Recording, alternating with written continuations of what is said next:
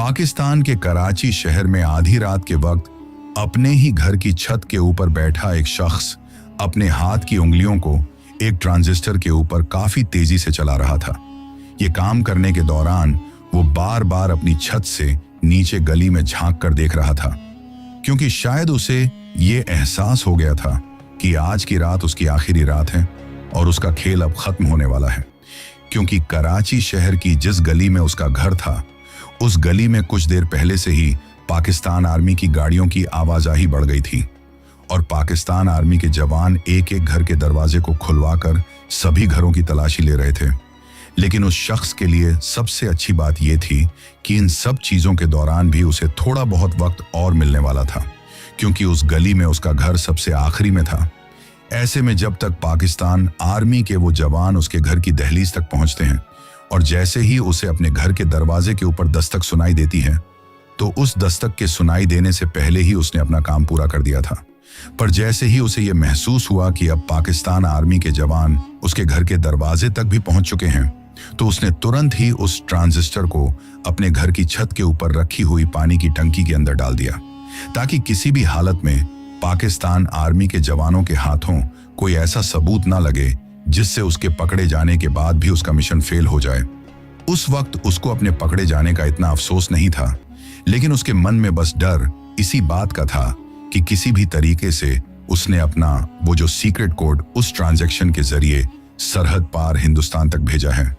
वो किसी भी हालत में पाकिस्तान आर्मी के जवानों के हाथों नहीं लगना चाहिए। हालांकि मैं जानता हूं कि अब आप लोग यही सोच रहे होंगे कि आखिर पाकिस्तान के कराची शहर में रहने वाला कोई शख्स भला हिंदुस्तान तक कोई सीक्रेट कोड क्यों भेज रहा होगा, और अगर वो भेज रहा था तो उसकी असली पहचान क्या थी, और आखिर उस कोड में ऐसा क्या था जिसे वो अपनी जान को भी दांव पर लगाकर किसी भी हालत में हिंदुस्तान तक भेजने की कोशिश कर रहा था। तो सुनो, इस कहानी की शुरुआत होती है 1970 के दशक से, वो दौर जब हिंदुस्तान और पाकिस्तान की सरहद पर दोनों देशों के बीच तनाव काफी ज्यादा बढ़ चुका था, क्योंकि ईस्ट पाकिस्तान, जिसे आज बांग्लादेश के नाम से जाना जाता है, वो किसी भी हालत में पाकिस्तान से अलग होकर अपना एक स्वतंत्र देश बनाना चाहता था, और उसकी इस मुहिम में हिंदुस्तान का उसको भरपूर सहयोग था। इसी वजह से पाकिस्तान को इस बात की चिढ़ लगी हुई थी कि हिंदुस्तान ईस्ट पाकिस्तान को उससे अलग करवाने के लिए ये सब क्यों कर रहा है, और यही तनाव आगे जाकर 1971 की जंग में बदल जाता है, जिस जंग में दोनों देशों के बीच युद्ध होता है। लेकिन इसी युद्ध में पाकिस्तान के कराची शहर में रहने वाले इस शख्स का चाचा लापता हो जाता है, जिस शख्स के बारे में इस वीडियो की शुरुआत में मैंने आप लोगों को बताया था। दरअसल जो शख्स ट्रांजिस्टर के जरिए उस रात हिंदुस्तान तक एक सीक्रेट मैसेज भेज रहा था, उस शख्स का नाम आरिफ कुरैशी था, और आरिफ कुरैशी के चाचा पाकिस्तान आर्मी में तैनात थे, जो कि 1971 की जंग के दौरान लापता हो गए थे। पाकिस्तान आर्मी की तरफ से उनके बारे में उनके परिवार को कोई भी जानकारी नहीं दी गई, ना ही तो उन्हें शहीद का तबका दिया गया और ना ही उनके बारे में कुछ बताया गया। इसी चीज की वजह से आरिफ कुरैशी के मन में पाकिस्तान आर्मी और पाकिस्तान के प्रति एक अलग ही रंजिश पैदा हो गई थी, और वो इस चीज का बदला पाकिस्तान से किसी भी हालत में लेना चाहता था। अब जो आरिफ कुरैशी था, वो कराची में एक रेडियो मैकेनिक के तौर पर काम किया करता था। कराची शहर के ही पुराने बाजार में उसकी एक छोटी सी दुकान थी, जहां पर लोग अपने ट्रांजिस्टर, वायरलेस सेट और पुराने टेप रिकॉर्डर ठीक करवाने के लिए उसके पास आते थे।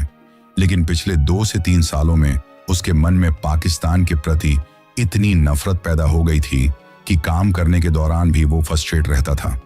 और कभी कभार तो कस्टमर के ऊपर भी गुस्सा कर दिया करता था। इसके साथ ही वो हर शख्स के पास पाकिस्तान आर्मी की बुराइयां किया करता था, क्योंकि उसके मन में पाकिस्तान आर्मी के प्रति एक ऐसी नफरत बैठ गई थी जिसके चलते वो किसी भी हद तक जा सकता था। अब इसी दौरान इधर हिंदुस्तान की खुफिया एजेंसी रो को बने हुए भी अभी 3 से 4 साल का ही वक्त हुआ था, पर तब तक भी रो के कुछ जासूस पाकिस्तान तक पहुंच चुके थे, और उन्हीं में से किसी एक जासूस की नजर आरिफ कुरैशी के ऊपर पड़ जाती है। जब उसने आरिफ के मन में पाकिस्तान आर्मी के प्रति इतनी नफरत देखी, तो वो उससे अपने एसिड के रूप में काम करवाने की सोचता है। लेकिन किसी भी पाकिस्तानी आदमी को इतना जल्दी अपनी तरफ करना आसान नहीं था, क्योंकि रो को यह डर था कि हो सकता है ये पाकिस्तान की खुफिया एजेंसी ISI की ही कोई चाल हो, हो सकता है आरिफ कुरैशी पहले से ही आईएसआई का एक एजेंट हो, जो पाकिस्तान में मौजूद रो के जासूसों को ढूंढने के लिए इस तरह से अनजान लोगों के पास पाकिस्तान की बुराइयां कर रहा हो, ताकि रो का कोई एजेंट उसके पास आकर अपनी सारी पोल खोल दे। इसी वजह से कई महीनों तक उसके ऊपर नजर रखी गई। रो के अलग अलग एजेंट कस्टमर बनकर उसकी उस रेडियो मैकेनिक वाली शॉप पर अपना सामान ठीक करवाने के लिए जाते थे। धीरे धीरे कई महीनों की रिसर्च के बाद जब सबको ये यकीन हो गया कि आरिफ कुरैशी को रो का जासूस बनाया जा सकता है, तो फिर एक शाम को रो के कुछ एजेंट आरिफ से जाकर मिलते हैं और उसे सारी कहानी समझाते हैं। हालांकि पहले तो अपने ही देश के खिलाफ जासूसी करने के बारे में सुनकर ही आरिफ बुरी तरह से घबरा जाता है, लेकिन फिर उसके मन में पाकिस्तानी हुकूमत के खिलाफ जो नफरत थी, वो नफरत उसे ये काम करने के लिए तैयार कर देती है। क्योंकि उस वक्त तक पाकिस्तान में जनरल जिया ने सत्ता संभाल ली थी और पूरे देश में मार्शल लॉ लागू हो चुका था। इसके साथ ही जिया के सत्ता संभालने के बाद पाकिस्तान की खुफिया एजेंसी आईएसआई को एक्स्ट्रा पावर मिल गई थी और इसी वजह से आरिफ कुरैशी जब रो का एजेंट बना था तो उसी दौरान ही कराची शहर में निगरानी बढ़ गई थी, खासकर कम्युनिकेशन पर, क्योंकि आईएसआई को कहीं से ये भनक लग गई थी कि पाकिस्तान में जो भारत के जासूस मौजूद हैं वो भारत तक अपने संदेश भेजने के लिए ट्रांजिस्टर का यूज करते हैं। इसी वजह से इस बात की भनक लगते ही कम्युनिकेशन पर आईएसआई की खास तौर से नजर थी। लेकिन जो आरिफ कुरैशी था वो पिछले कई सालों से एक रेडियो मैकेनिक के रूप में काम कर रहा था, तो उसके लिए ये काम बहुत आसान था, क्योंकि वो हमेशा ही अलग अलग फ्रीक्वेंसी के जरिए हिंदुस्तान तक खुफिया जानकारी भेजा करता था। पाकिस्तान की कौन सी वारशिप की अनयूजुअल मूवमेंट है, मिलिट्री का कौन सा कॉन्वॉय किस तरफ जा रहा है और पाकिस्तान के कराची पोर्ट पर इन दिनों क्या हलचल चल रही है, ये सारी जानकारियां वो छोटे छोटे कोडेड मैसेज के रूप में ट्रांजिस्टर के जरिए भारत तक भेजा करता था। लेकिन उस वक्त आरिफ को यह भी पता चल चुका था कि अब रिस्क काफी ज्यादा बढ़ चुकी है, पर एक रेडियो मैकेनिक के रूप में उसकी दुकान उसके इस जासूसी वाले काम के ऊपर एक परफेक्ट कवर थी। क्योंकि अगर कोई भी radio mechanic short wave frequency पकड़ता तो उसके लिए किसी को भी इस बात का शक नहीं होता, क्योंकि उसका काम ही रेडियो फ्रीक्वेंसियों के साथ छेड़छाड़ करना था। पर एक दिन घर जाने के बाद उसे एक ऐसी खबर सुनने को मिलती है जिसे सुनकर उसके पैरों तले से जमीन खिसक गई थी। दरअसल उसका छोटा भाई इमरान कुरैशी आईएसआई में भर्ती हो गया था। इमरान शुरू से ही पढ़ाई में तेज था और उसके मन में अपने वतन के प्रति काफी जोश भरा हुआ था। जनरल जिया के द्वारा मार्शल लॉ लगाने के बाद जब आईएसआई में रिक्वायरमेंट बढ़ी तो उस वक्त उसने भी अप्लाई कर दिया था और कुछ ही दिनों बाद वो आईएसआई में भर्ती हो गया था। हालांकि घर वालों को इस बात का गर्व था और आरिफ भी बाहर से खुश होने का ढोंग कर रहा था, लेकिन अंदर ही अंदर उसे समझ में आ गया था कि अब उसका हर कदम खतरे में है। क्योंकि अब तक तो उसे बाहर की दुनिया से ही खतरा था, लेकिन अब खतरा उसके खुद के घर के अंदर आ चुका था। पर कहीं ना कहीं यही चीज उसके लिए मददगार भी साबित हुई, क्योंकि ट्रेनिंग के बाद उसके भाई की पोस्टिंग कराची पोर्ट के ऊपर ही हो गई थी। ऐसे में उसे कुछ जानकारियां ऐसी थीं जो बड़ी ही आसानी से मिल सकती थी, क्योंकि अक्सर रात के वक्त जब दोनों भाई साथ में खाना खाने के लिए बैठते थे तो आरिफ बातों ही बातों में इमरान से कई ऐसी जानकारियां उगलवा लेता था जो कहीं ना कहीं हिंदुस्तान के लिए मददगार साबित हो सकती थी। पर कुछ ही दिनों बाद उसका काम और भी ज्यादा रिस्क में पड़ जाता है, क्योंकि आईएसआई के द्वारा इमरान को एक काम और सौंपा जाता है और वो काम था कराची शहर में स्पीशियस कम्युनिकेशन एक्टिविटीज पर नजर रखना। यानी इनडायरेक्ट आरिफ का भाई उसी चीज पर अब नजर रखने वाला था जो आरिफ कर रहा था। कई बार जब इमरान रात के वक्त ऑफिस से घर लौटता था तो उसके हाथों में पाकिस्तान की खुफिया एजेंसी आईएसआई की कई सारी फाइलें हुआ करती थीं। उन फाइलों को देखकर आरिफ इसी ताक में रहता था कि किसी भी तरीके से उन फाइलों में क्या है वो उसकी नजरों के सामने आ सके। और इस चीज के लिए आरिफ ने एक दो बार इमरान के दूध में नींद की गोलियां भी मिलाई थी, जिससे इमरान जल्द ही सो गया। और उसके सोने के बाद आरिफ चोरी छुपे उसके कमरे में जाकर उसकी जो फाइलें थीं उनको खंगालता है और कई ऐसी खुफिया जानकारी उसके हाथों लगती हैं जो भारत के लिए बहुत मददगार साबित हो सकती थी। लेकिन उन फाइलों को खंगालने के दौरान ही उसे ये पता चलता है कि पाकिस्तान की खुफिया एजेंसी आईएसआई पाकिस्तान में मौजूद भारत के जासूसों को ढूंढने के लिए कम्युनिकेशन नेटवर्क को बहुत ज्यादा टाइट कर रही हैं। और ये चीज उसके लिए एक अलर्ट था कि अब उसे अपना काम बहुत ही ज्यादा सोच समझकर और सावधानी के साथ करना होगा। इसी वजह से अब वो पहले की तरह हर रोज हिंदुस्तान के पास सिग्नल नहीं भेजता था। कभी कभी 10 दिन का गैप देता तो कभी फ्रीक्वेंसी बदल देता। इसके साथ ही उसने सिग्नल भेजने की टाइमिंग भी बदल दी थी। पहले वो घर वालों के सो जाने के बाद रात के 12 बजे के आसपास सिग्नल भेजता था, लेकिन अब वो सुबह के 4 बजे के वक्त सिग्नल भेजने लगा था।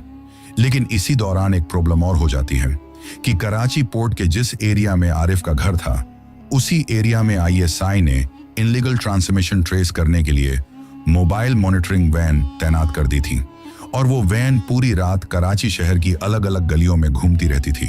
और रेडियो फ्रीक्वेंसियों को पकड़ने की कोशिश करती थी। इस चीज से आरिफ अच्छी तरीके से ये बात समझ गया था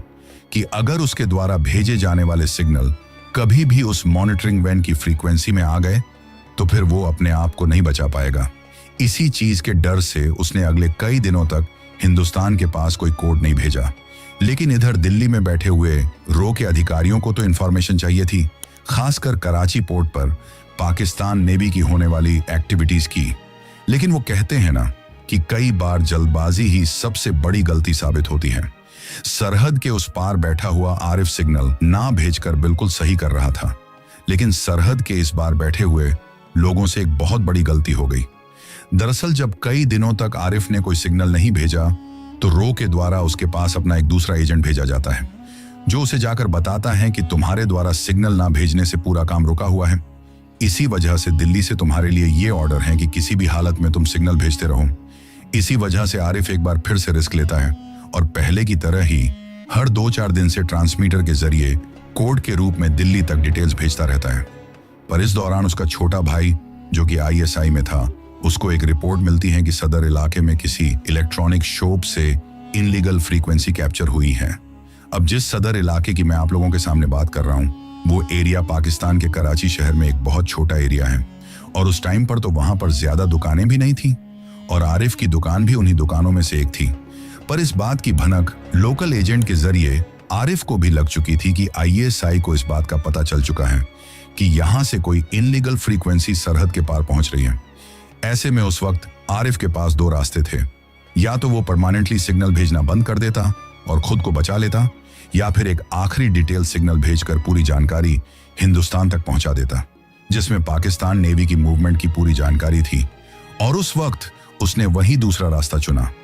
उस रात उसने अपनी दुकान जल्द ही बंद कर दी थी, क्योंकि अब उसके द्वारा अपनी दुकान से कोई भी सिग्नल भेजना खतरे से खाली नहीं था। इसी वजह से वो उस रात बिल्कुल नॉर्मल रूटीन की तरह अपने घर पर जाता है।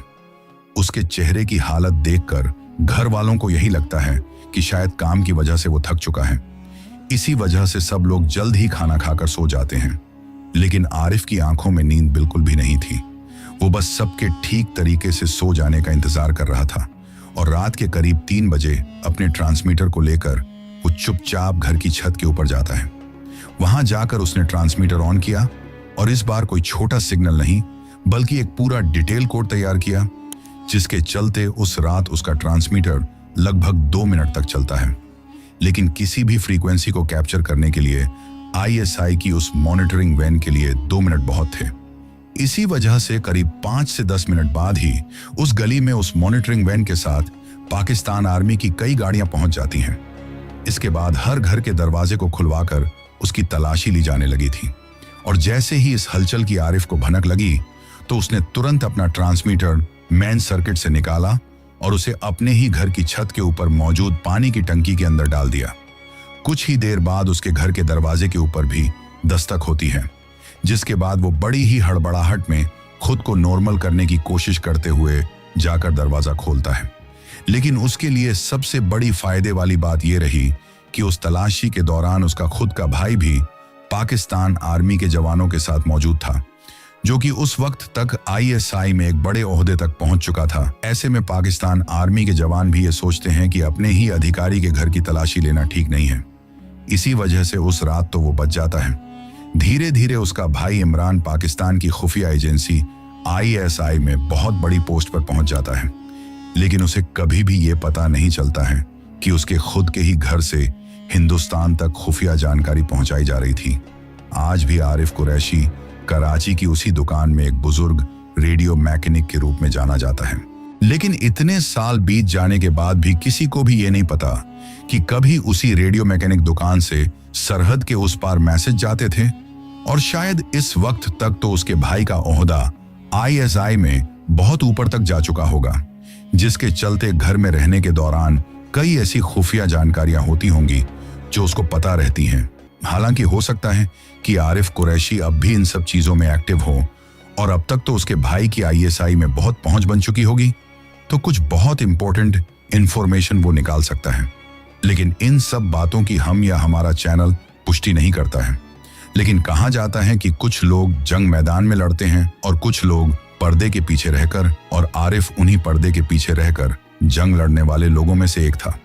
दोस्तों, अगर हमारी ये 2D एनिमेशन वाली वीडियो आपको पसंद आई हो तो वीडियो को एक लाइक और चैनल को सब्सक्राइब जरूर करें। हम आगे भी ऐसी ही सच्ची और अहम कहानियां 2D एनिमेशन के जरिए आपके लिए लाते रहेंगे। इसलिए चैनल को सब्सक्राइब करना ना भूलें, क्योंकि आपका एक सब्सक्राइब भी हमारे लिए बहुत मायने रखता है।